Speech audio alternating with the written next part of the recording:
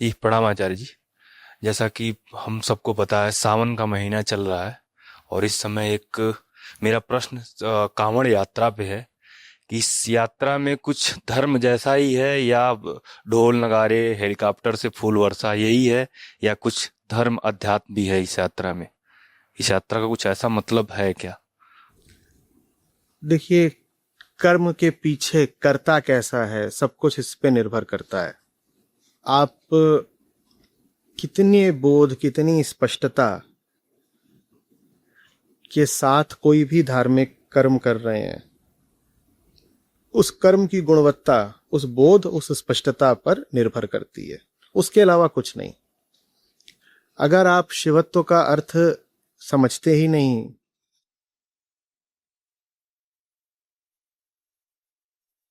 बोध क्या है जानते नहीं, तो उसके बाद आप कितना भी तीर्थाटन करें या कर्मकांड करें, उससे कोई लाभ मिलने वाला नहीं है। फिर आपका जो कृत्य है वो बस एक बाहरी प्रतीक बनकर रह जाएगा। उससे लाभ कुछ नहीं होगा, बल्कि नुकसान जरूर हो सकता है। हाँ, आप जो भी करने जा रहे हो, चाहे आप पहाड़ चढ़ने जा रहे हैं, चाहे आप मंदिर जा रहे हैं, चाहे आप पूजा अर्चना करने जा रहे हैं, और चाहे आप कांवड़ यात्रा करने जा रहे हैं, आप भली भांति जानते हैं कि उसके पीछे सत्य क्या है, गंगा किसका प्रतीक है, और गंगा जल लेकर के आना वास्तव में क्या महत्व रखता है। सिर्फ तब उस यात्रा के कुछ मायने होते हैं। देखिए, मूल बात से हमेशा शुरू करना चाहिए। धर्म का पूरा क्षेत्र किस लिए है? धर्म, विशुद्ध धर्म, अध्यात्म होता किस लिए है? मन की सफाई के लिए, मन को दुख से मुक्त करने के लिए।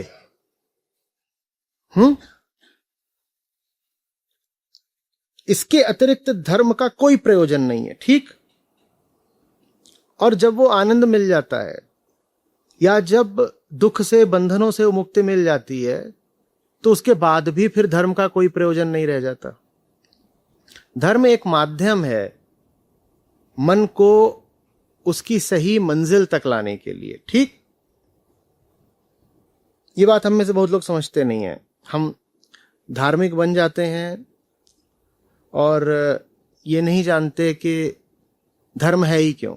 हमें लगता है बस कोई चीज है जिसका सब पालन करते हैं तो हमें भी करना चाहिए, या हमें कोई पहचान मिल गई है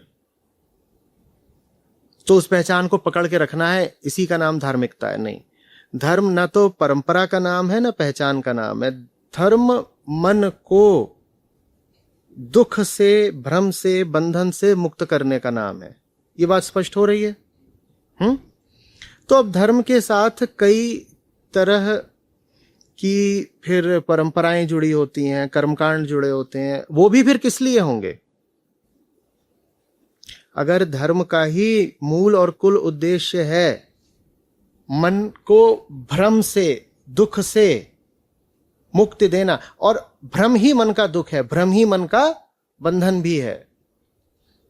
अगर धर्म का कुल उद्देश्य यही है मुक्ति, तो जितने भी फिर उसके साथ क्रियाकलाप और आचरण की बातें जोड़ी गई हैं, उनका भी फिर क्या उद्देश्य होगा? यही होगा ना कि आपको आंतरिक स्पष्टता मिले, मन की शुद्धता मिले, मन में जो कोहरा छाया रहता है वो छटे। तो आप जब भी कोई धार्मिक कर्म करें या होता देखें, तो प्रश्न यही होना चाहिए, इससे मन साफ हो रहा है क्या? मन साफ हो रहा है तो दूने समर्पण के साथ करें, और मन साफ नहीं हो रहा तो तत्काल त्याग दें। ये मैं जो भी करने जा रहा हूं, और धर्म का अर्थ ही बन गया है कई तरह के काम। फलाना कर्म करो तो तुम धार्मिक कहलाते हो, फलाने तरह का आचरण करो तो तुम धार्मिक कहलाते हो, फलानी बोली बोलो, फलाने तरह के परिधान पहनो तो तुम धार्मिक कहलाते हो, है ना? अभी आपसे बोला जाए दो चित्र दिखा करके कि इन दो व्यक्तियों में से धार्मिक कौन है, आप चित्र देख के ही बोल दोगे धार्मिक कौन है। क्यों? क्योंकि धार्मिकता भी प्रतीकों तक सीमित होकर रह गई है। जिस व्यक्ति ने धार्मिक प्रतीक धारण कर रखे होंगे उसके चित्र को आप बोल दोगे ये धार्मिक है। ठीक, उदाहरण के लिए आप पाओ किसी ने तिलक लगा रखा है, जनेऊ पहन रखा है, शिखा धारण कर रखी है, पीतांबर है उसके पास, तो आप कह दोगे ये धार्मिक है। और आपको दूसरा व्यक्ति दिखाया जाए, उसने फ्रेंच कट रखी हुई है अपनी दाढ़ी और कॉर्पोरेट सूट में खड़ा हुआ है, तो आप कहोगे, आपके मन में ही नहीं आएगा ये व्यक्ति धार्मिक हो सकता है। आएगा क्या? नहीं आएगा ना। या वो जो एक तीसरी फोटो आपको दिखा दिया जिसमें एक व्यक्ति बस ऐसे ही साधारण सी टी शर्ट में और शॉर्ट्स पहन करके किसी बीच पर खड़ा हुआ है, आपके मन में आएगा ही नहीं कि ये व्यक्ति धार्मिक हो सकता है। और जो व्यक्ति पीतांबर धारण किए हुए है और तिलक चोटी करे हुए है, उसको देखते ही कह दोगे यही तो धार्मिक आदमी है। इसका क्या मतलब है? हमने धर्म का अर्थ ही बहुत गहराई से अपने मन में क्या बैठा लिया है। धर्म हमारे लिए क्या बन गया है? ये ऊपरी प्रतीक जो है यही धर्म बन गए हैं। इसके पीछे क्या है उससे हमें कोई अप्रयोजन रह ही नहीं गया है। पीछे की बात क्या है? जबकि धर्म का अर्थ ही है, धर्म का उद्देश्य ही है कि जो पीछे बैठा है, पीछे जो बैठा है वो सूक्ष्म है, वही मन कहते हैं उसको। ऊपर ऊपर से तो आपको तन वगैरह दिखाई देता है ना, पीछे जो बैठा है वो मन है। धर्म का उद्देश्य ही है पीछे वाले मन की सफाई करना। अब मन साफ है या नहीं ये हमें चित्रों से, छवियों से, प्रतीकों से पता चलता नहीं, और हम उस बात की कोई फिक्र भी नहीं करते। हम कहते हैं मन साफ हो चाहे ना हो। अगर कोई व्यक्ति ऊपर ऊपर से धार्मिक आचरण कर रहा है तो हम उसको धार्मिक भी बोलेंगे, सम्मान भी दे देंगे, इत्यादि इत्यादि। धर्म के साथ ये खिलवाड़ है, ये धर्म के साथ खिलवाड़ है। शिव परम सत्य का दूसरा नाम है। शिव भक्त होना कोई आसान बात नहीं। शिव भक्त होना बड़ा मूल्य देकर ही संभव है। आपको पूरा जीवन शिवत्व में जीना होता है, तब आप अधिकारी होते हैं अपने आप को शिव भक्त कहने के। और क्या है शिव ये जानना है तो शिव सूत्र थोड़ा पढ़ें या ऋभुगीता थोड़ी पढ़ें। कितने ऊंचे से ऊंचे ग्रंथ हैं जो शिव से संबंधित हैं और शिवत्व का स्पष्ट अर्थ आपके सामने लाकर रख देते हैं। आचार्य शंकर ने से जब पूछा उनके गुरु ने कि कौन हो तुम, तो उन्होंने अपना पूरा उत्तर नकार में दिया। कम उम्र के थे, गुरु के सामने गए, गुरु ने पूछा परिचय दो, उन्होंने अपनी एक एक बात नकार में बोली। निर्वाण षटकम सुना होगा, हम उसे गा देते हैं। बस एक बात उन्होंने विधायक रूप से, सकारात्मक रूप से, अफर्मेटिव करके बोली। क्या बात? शिवोहम। तो यहां से समझिए कि शिव कौन है। वो सच्चाई जहां मन का कोई कलुष नहीं है, वो सच्चाई जहां कोई छवियां नहीं है, वो सच्चाई जो सब सांसारिक क्रियाओं प्रक्रियाओं से बहुत अछूती है, एकदम अस्पर्शित, इसीलिए एकदम पवित्र है, उसको कहते हैं शिव। अब यदि तीर्थाटन आदि करने से आपके मन में वो सच्चाई और दृढ़ता से स्थापित होती है तो तीर्थ यात्रा बहुत शुभ है। चाहे वो कांवड़ यात्रा हो, चाहे अमरनाथ यात्रा हो, चाहे केदार यात्रा हो। लेकिन यदि उस पवित्रता से प्रेम ही नहीं, यदि शिव का अर्थ बस मानसिक तल पर कुछ लगा लिया है, तो फिर तो इतना समझाया है ना संतों ने,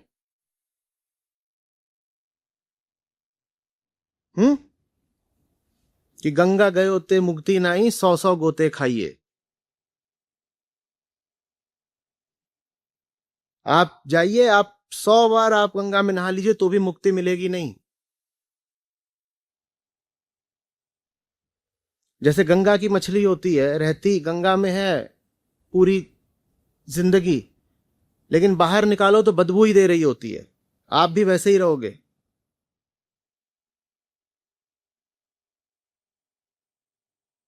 ये मैं नहीं कह रहा, ये सब हमारे आदरणीय संतों ने कहा है।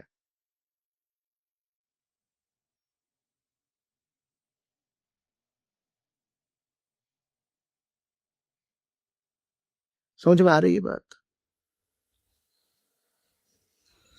तो शिवो हम कहने का अधिकार सिर्फ तब है जब 6 बार पहले नकार दो। पहले नकार फिर अधिकार।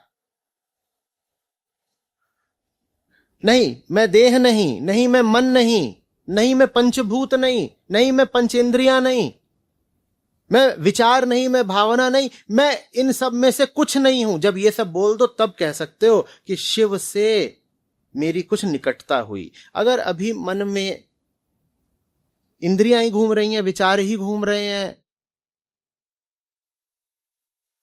तमाम तरह की सांसारिक पहचानें ही घूम रही हैं, तो फिर शिव से आपकी निकटता कहां बनी है?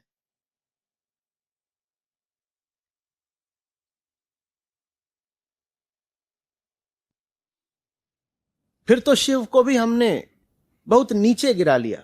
फिर तो जो अंतिम है, अनंत है, जो सबसे ऊंचा है, उसको भी हमने अपनी निचली दुनिया का ही हिस्सा बना लिया। उसके बारे में फिर हम किस्से कहानियां गढ़ना शुरू कर देते हैं। और आजकल ये भी एक बड़ा दुर्भाग्यपूर्ण चलन हो गया है। इतने किस्से गढ़े जा रहे हैं शिव के बारे में कि पूछो नहीं। किस्से गढ़े जा रहे हैं, चित्र बनाए जा रहे हैं। आप इंस्टाग्राम वगैरह पे चले जाइए, वहां पे आपको शंकर पार्वती के कामोत्तेजक चित्र मिल जाएंगे। और उसको बनाने वाले लोग कहते हैं कि आर्ट है, कला है। उसमें कला क्या है भाई? जब हमारा मन ही पूरा कामुक है तो हम अपने आराध्यों को भी कामुक अवस्था में ही देखना चाहते हैं। तो वहां पार्वती को लगभग अर्धनग्न कर दिया जाएगा और शंकर के आलिंगन में है वो, और ऊपर चांद है, बिल्कुल रूमानी रात है, और नीचे 2-3 लाख लाइक्स हैं और हर हर महादेव।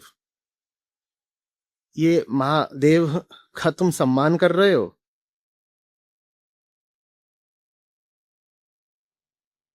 हम्म।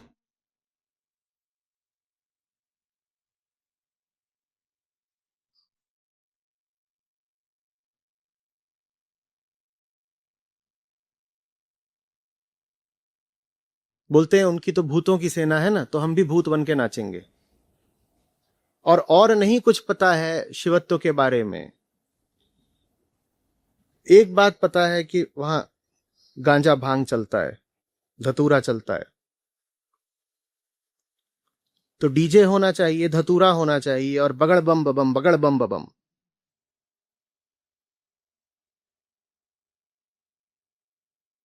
ये शिवत्व का सम्मान है, अपमान है?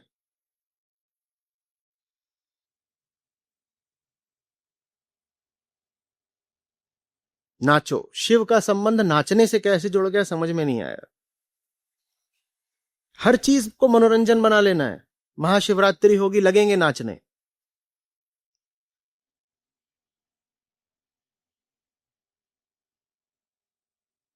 और नाच भी भूतों जैसा।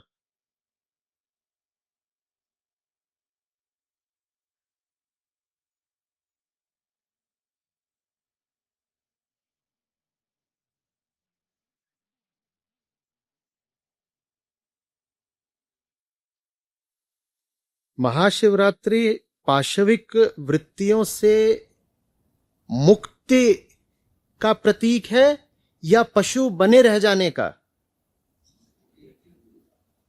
तो मुक्ति कहां है? मुक्ति कहां है? शिवोहम कहां है?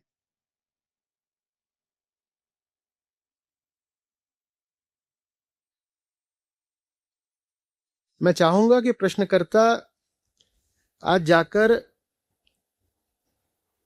निर्वाण षटकम को अर्थ सहित बहुत ध्यान से सुने, और अर्थ कहीं और न उपलब्ध हो रहा हो तो मैंने ही उस पर कई बार बोला है, खोजने मिल जाएगा।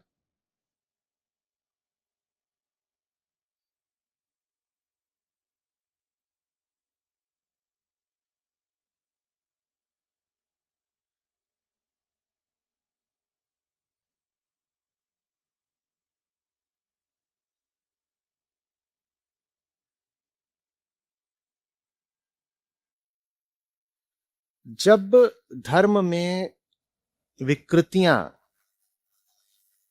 बहुत बढ़ जाती हैं, तब फिर सुधारकों को आना पड़ता है, और समय समय पर फिर इसीलिए संतों ने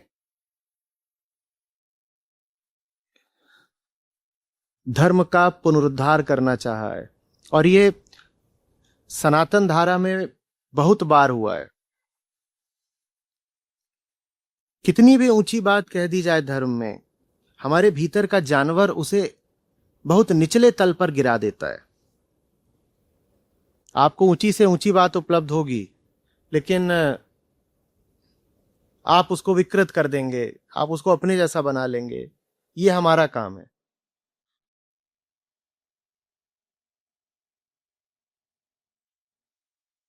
देवासुर संग्राम लगातार चलता ही रहता है भीतर।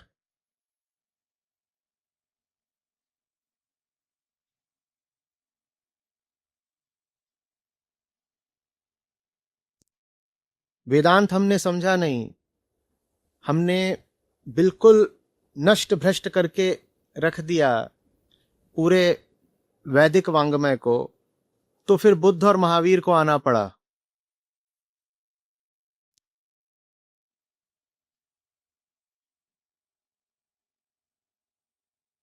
और उसके बाद भी समय समय पर हर 200-400 सालों में हम धर्म को इतना गंदा करते गए कि उसकी सफाई की जरूरत पड़ती ही रही। ये आम आदमी और आम दिमाग न जाने कैसा होता है, ये जिस चीज को छूता है उसको ही गंदा कर देता है। ये उस चीज को भी गंदा कर देता है जो सफाई के उद्देश्य से रची गई हो।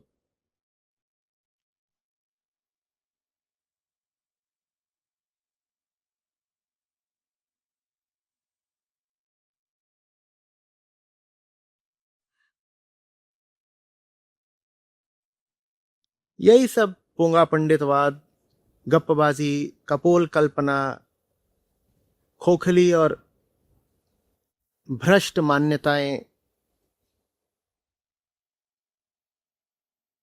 अर्थहीन परंपराएं,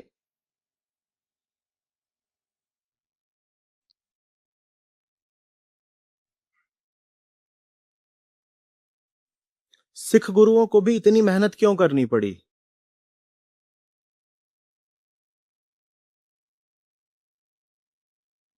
सब सिख गुरु जन्म से तो सनातनी ही थे ना।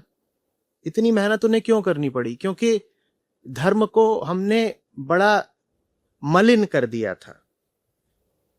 जब मलिन कर देते हो तो फिर उसको साफ करना पड़ता है। और मलिन कैसे किया जाता है? इन्हीं तरीकों से तो, जो तरीके हम आज भी देखते हैं अपने चारों ओर।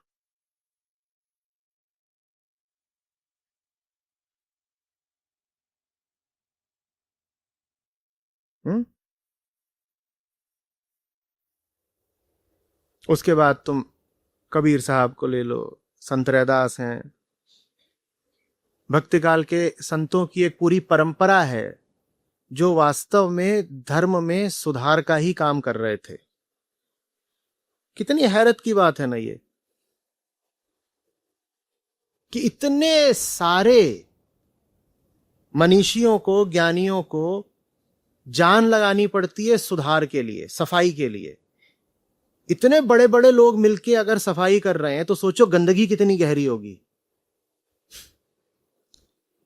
इतने सारे गुरु ज्ञानी मिल करके अगर सफाई कर रहे हैं और तब भी पूरी सफाई नहीं कर पा रहे, तो सोचो गंदगी कितनी गहरी होगी, नहीं?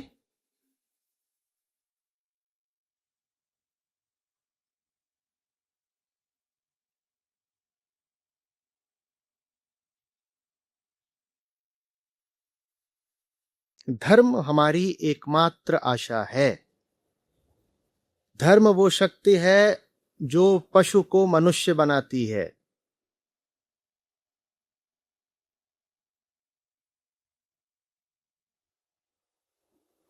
अपनी एकमात्र आशा को ही भ्रष्ट और विकृत कर देना समझदारी का काम तो नहीं है ना, या है? आप धर्म को खराब कर रहे हो अगर, तो बताओ आपको अब बचाएगा कौन?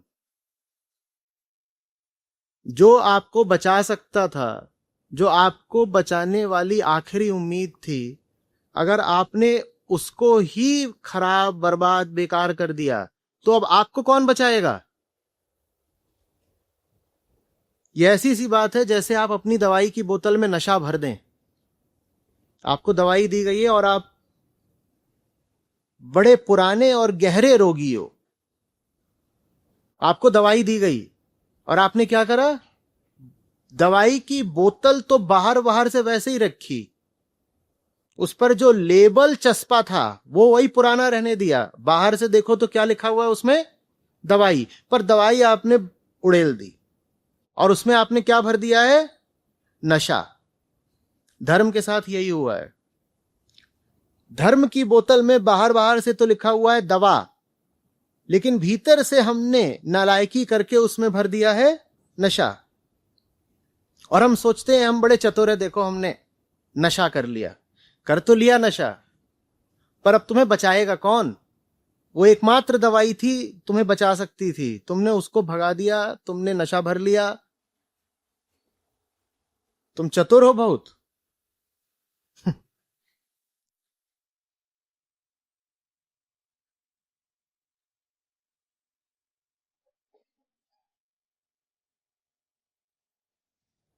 और इन सब चीजों का फिर नतीजा ये होता है कि जो जानने समझने वाले लोग हैं, जिनकी बुद्धि थोड़ी चलती है, वो धर्म से और दूर हो जाते हैं। वो सोचते हैं धर्म का मतलब ही यही है, मारपीट, सड़कों पर बदतमीजी,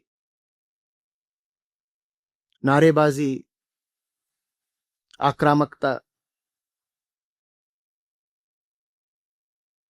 शोर मचाना। तो कहते हैं अगर धर्म ऐसा है तो हमें धार्मिक होना ही नहीं। वो फिर किसी दूसरी दुनिया में चले जाते हैं। और इतना ही नहीं, फिर उनको अध्यात्म की ओर मोड़ना और मुश्किल हो जाता है।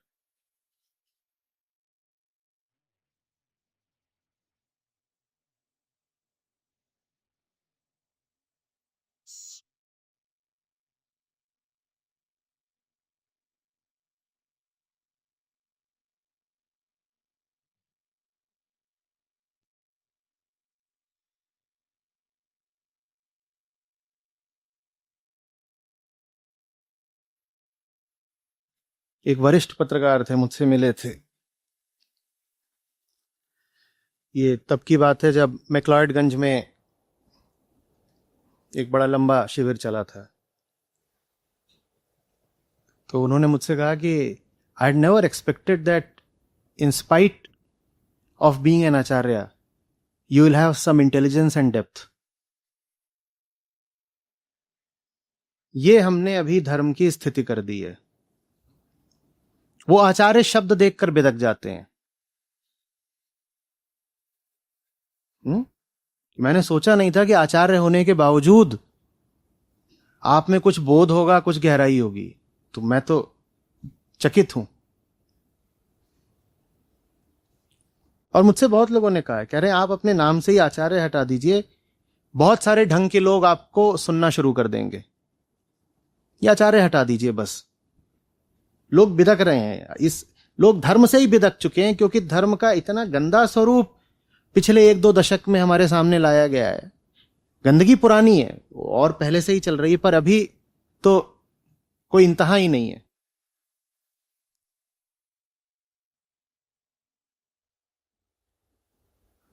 और एक और घातक चीज इन सब में हो रही है, उस पक्ष की भी बात करना थोड़ा जरूरी है। वो ये है कि धर्म हमेशा से रहा है आपको ऊपर उठाने के लिए। अभी धर्म बन गया है उन लोगों के हाथ का खिलौना जो ऊपर उठना नहीं चाहते,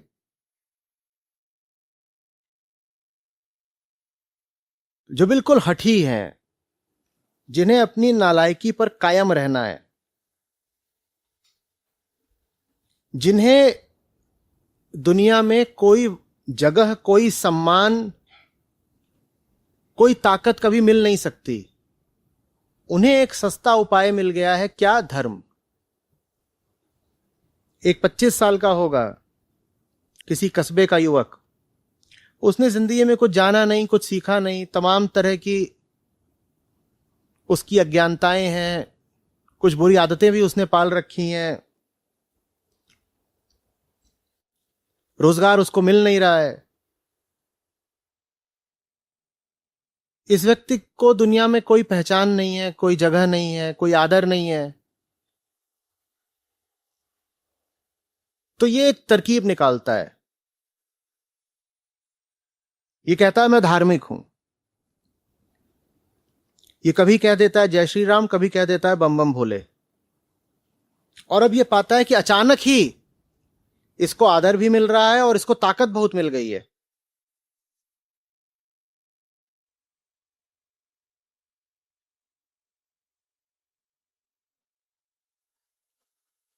बहुत सारे लोग जो अन्यथा वर्थलेस हैं, वो धार्मिक बन के ताकत पाए जा रहे हैं, उनको सम्मान मिलने लगता है, आप उनके लिए रास्ता छोड़ देते हो।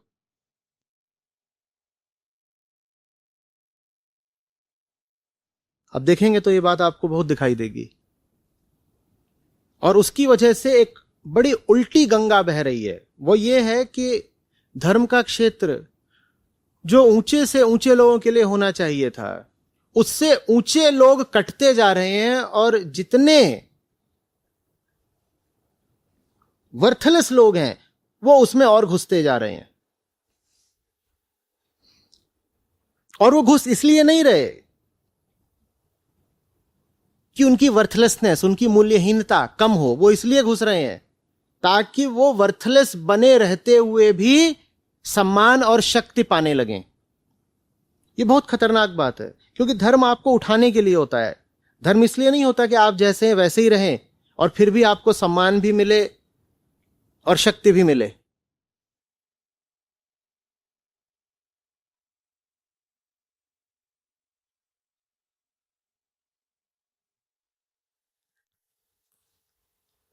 और जब एक नालायक व्यक्ति को शक्ति और सम्मान आप पाता देखें, तो उस प्रक्रिया को, उस फिनोमिना को कहते हैं गुंडागर्दी। क्योंकि व्यक्ति है तो नालायक, फिर भी उसको सम्मान मिल रहा है, इसका मतलब वो क्या होगा?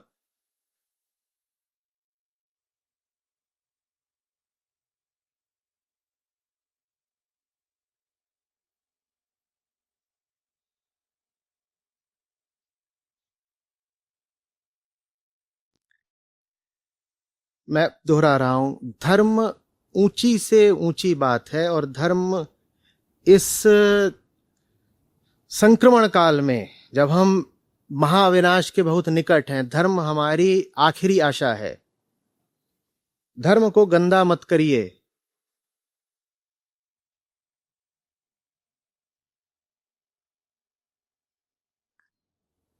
मानवता को आज कुछ बचा सकता है तो वो विशुद्ध धर्म ही है, वैसा धर्म नहीं जो हम सड़कों पे देख रहे हैं। विशुद्ध धार्मिकता ही है जो हमें बचा सकती है।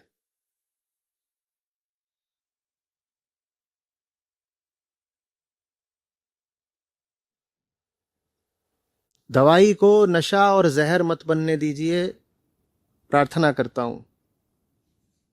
आपको खुशी होगी इस नाते जो हमारी अपनी ऐप है जिसमें हमारे गीता और बाकी सब कार्यक्रम चलते हैं, यहाँ पर बुद्ध हैं, गीता है, उपनिषद हैं, अष्टावक्र हैं। ये मुझे मिले, मेरी ज़िंदगी बदली, ये तुम्हें मिलेंगे, तुम्हारी ज़िंदगी भी बदलेगी। सच पूछिए तो मतलब लाखों नहीं तो कम से कम हज़ारों ज़िंदगियाँ तो हैं जो बिल्कुल बदली हैं। 2 लाख से अधिक गीता प्रतिभागियों के साथ जुड़े आचार्य प्रशांत ऐप पर। पहला महीना बिल्कुल फ्री गीता मिशन का पूरा एक्सेस। ऐप पर आपको मिलेंगे नियमित लाइव सत्र, हर दिन आचार्य प्रशांत के विशेष संवाद, गीता कम्युनिटी का एक्सेस, गीता परीक्षा, चयनित समाचार, ऑडियो बुक्स, कोट्स और भी बहुत कुछ। गूगल प्ले स्टोर या एप्पल ऐप स्टोर पर आचार्य प्रशांत सर्च करें और अभी डाउनलोड करें।